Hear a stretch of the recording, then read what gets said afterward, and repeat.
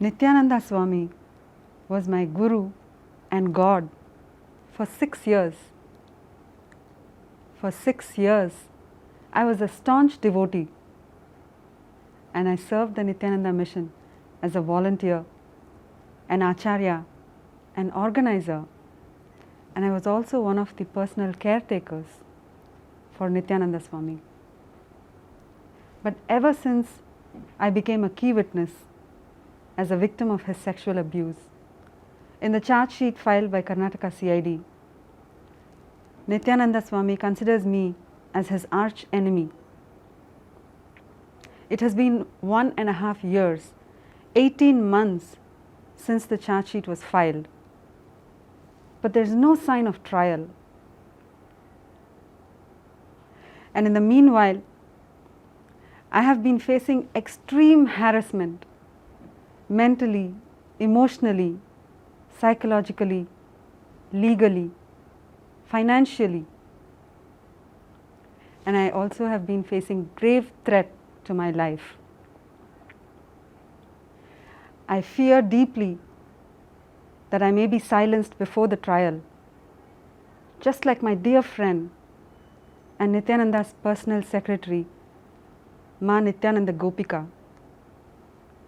She has been missing for the past 2 years, ever since the scandal. This is the reason I have come to the media today, so that the truth can be known, so that you cannot make the same mistake that I did. At least you can save yourself.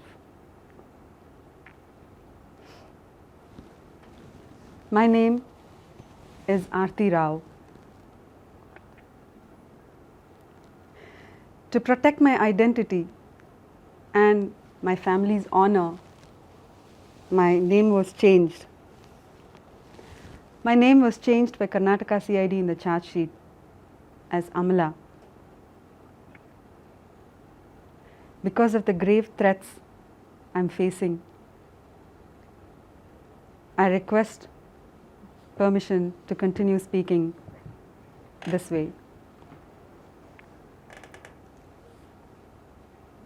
I was born and I grew up in a very traditional South Indian Brahmin family, raised by very loving and caring parents who inculcated me with values such as simplicity, humility, the desire to see goodness in all human beings, and the desire to serve society in every possible way.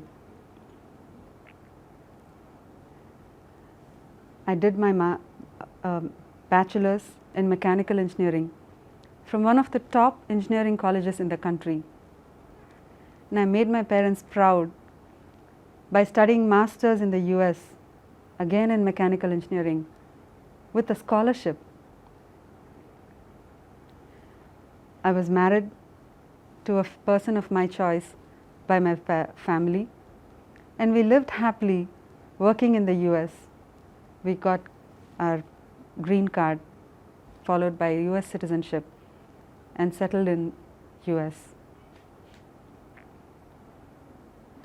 But because of my deep desire to do social service and a strong spiritual inclination, I ended up quitting my well-paying job in the US and joining the Nityananda mission to serve as a volunteer in whatever capacity I could. From my very first meeting of Nityananda in 2004, I was led to believe that he is a modern day Messiah, born to lead humanity to enlightenment.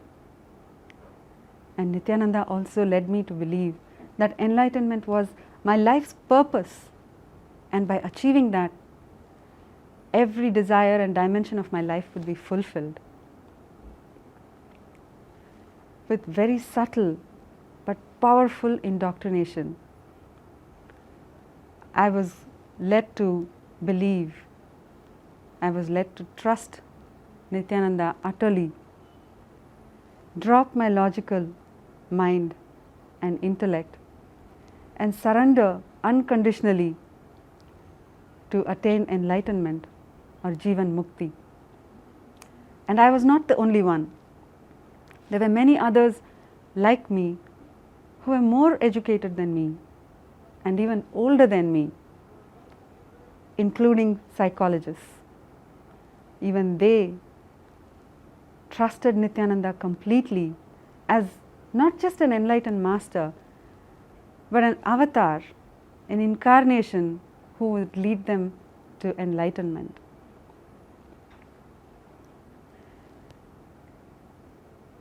Little did I realize that my morals, my values, and my identity was slowly being destroyed, starting with my name. For 6 years, I was known as Ma Nityananda Premeshwari Mai in the ashram.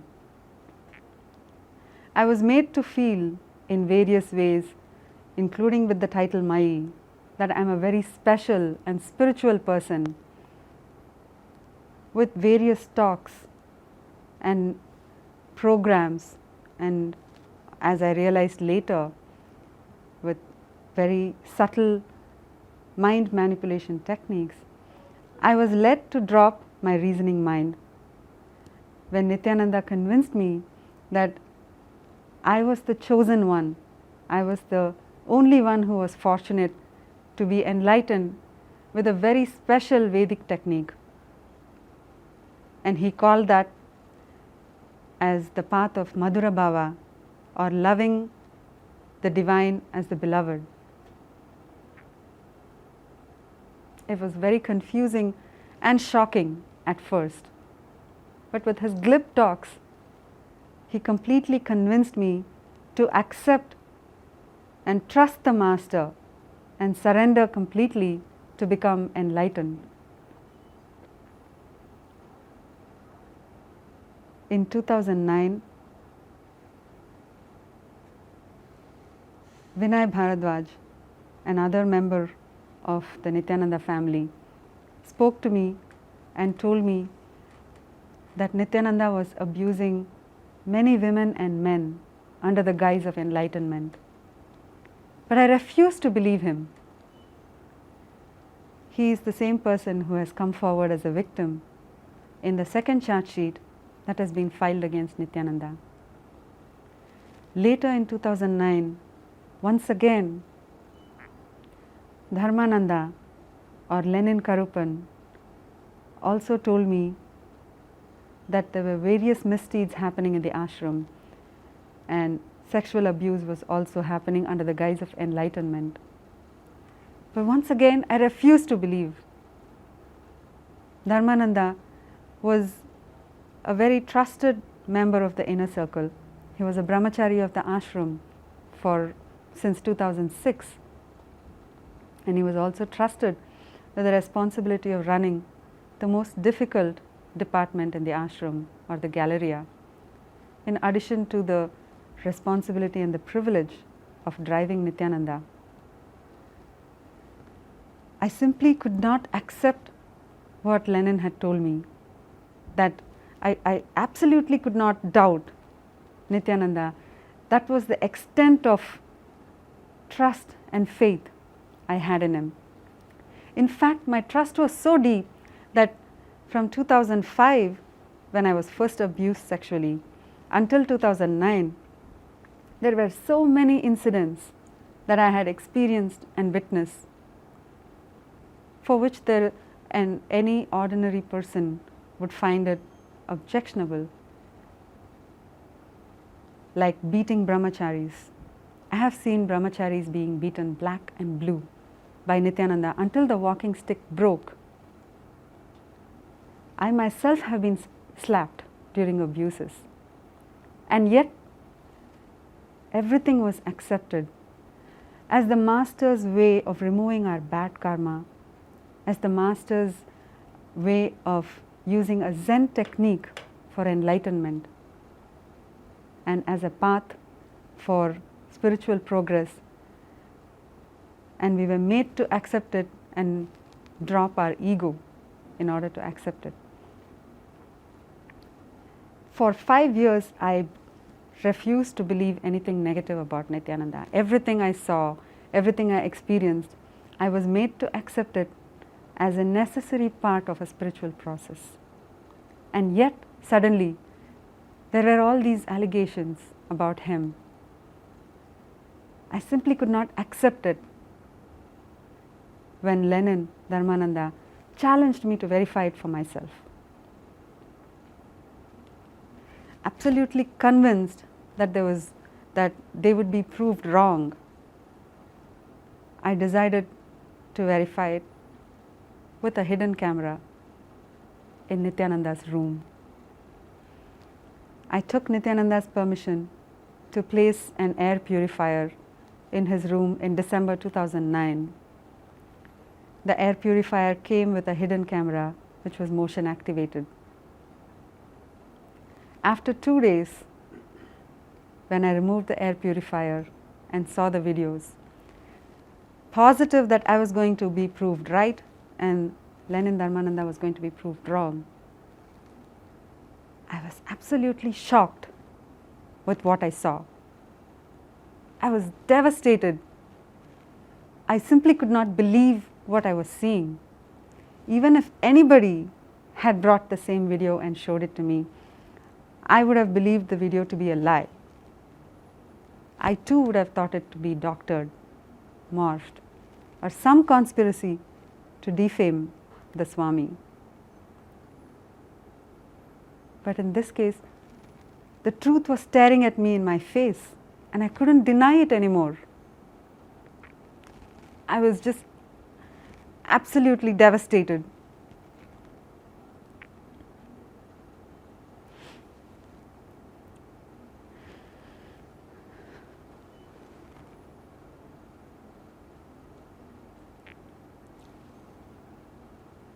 My whole world came shattering down.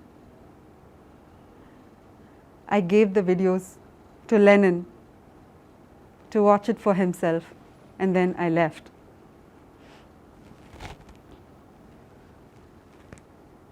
I left the ashram and the mission once and for all, but I was deeply traumatized by shame and guilt about what had happened to me.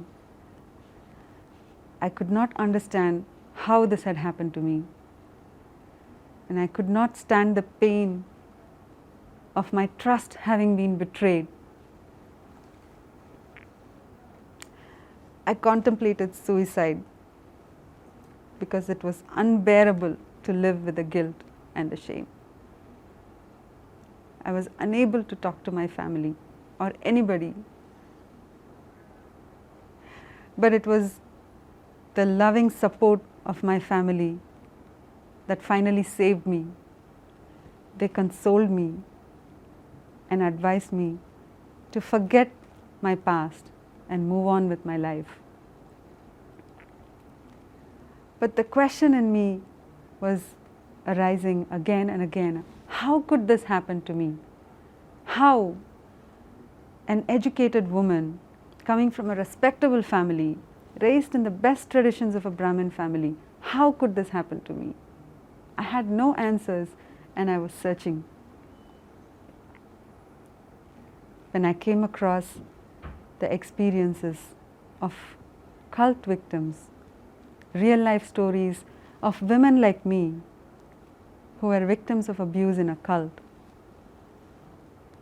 I understood what had happened to me.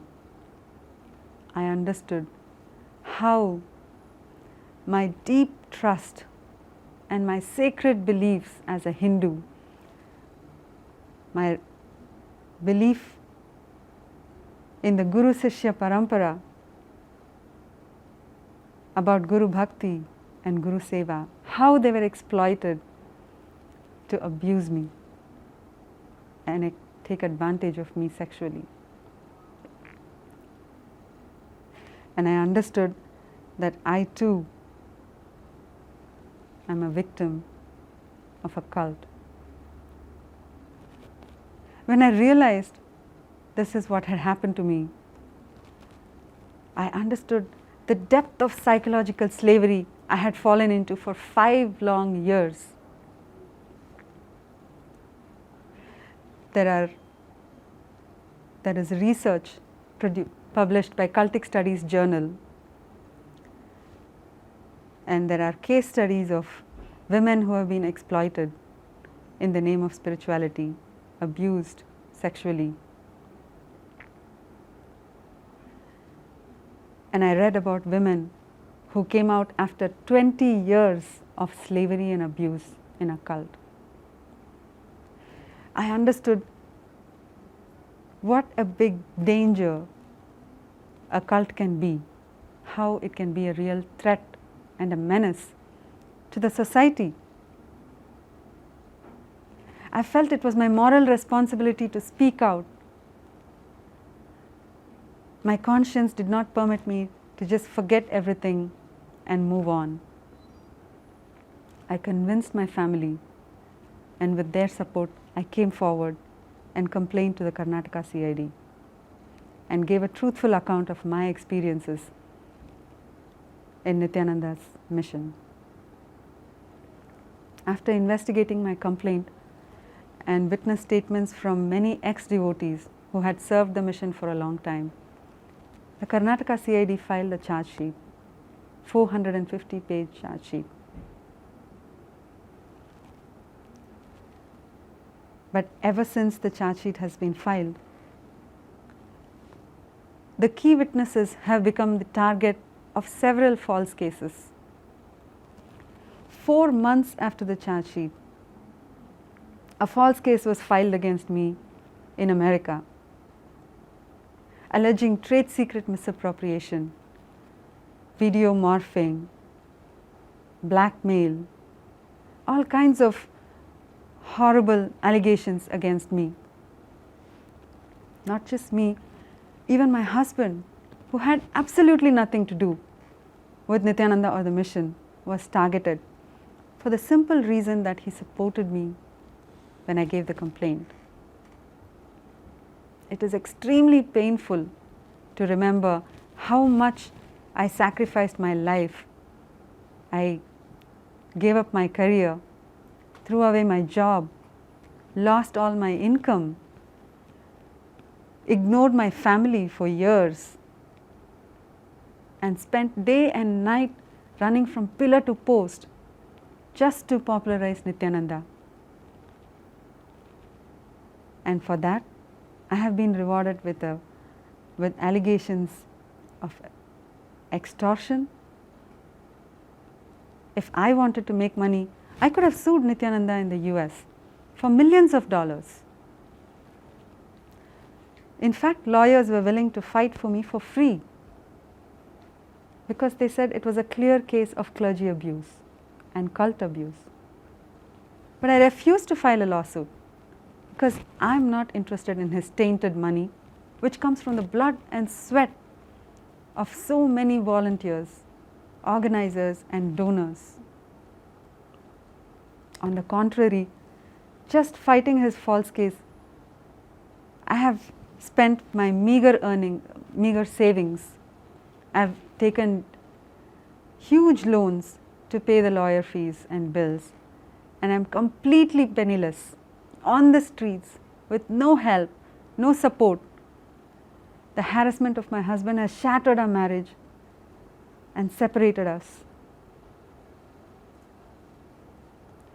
And I know this is not going to be the end of it. I know that they are going to do everything possible, even get a default judgment against me because I'm not able to defend myself anymore in the US, and then misuse it to claim that I committed fraud against them in the US. I know that there are rumors being spread about me, allegations and slander about my character as a woman. And I won't be surprised if many more cases are filed now that I've come to the media. My life is in grave danger, and If anything happens to me or my family or any of the key witnesses, Nityananda and his supporters are responsible for it. The allegations of video morphing are allegations. That's all I can say about it. I know the video is true. I would not have believed it if anybody had showed me, but I know it's true. It came from a camera that I placed. Of course, the Forensic Science Lab has authenticated it and found that there is no alteration or editing or morphing of any kind. Neither was there any body double, as stated by Karnataka CID. Another renowned forensic expert, Dr. Chandrasekharan, who is a Padma Bhushan winner, has also stated in an interview that he has reviewed the video in 2010 and he found no alteration or editing of any sort. In fact, he goes ahead to say that whatever videos Nityananda gave for testing in the US cannot be the same as what was tested by the Forensic Science Lab. It cannot be the original. So if reports from the US that Nityananda got say that the videos are false, then Dr. Chandrasekharan says maybe the videos given to them by Nityananda were edited.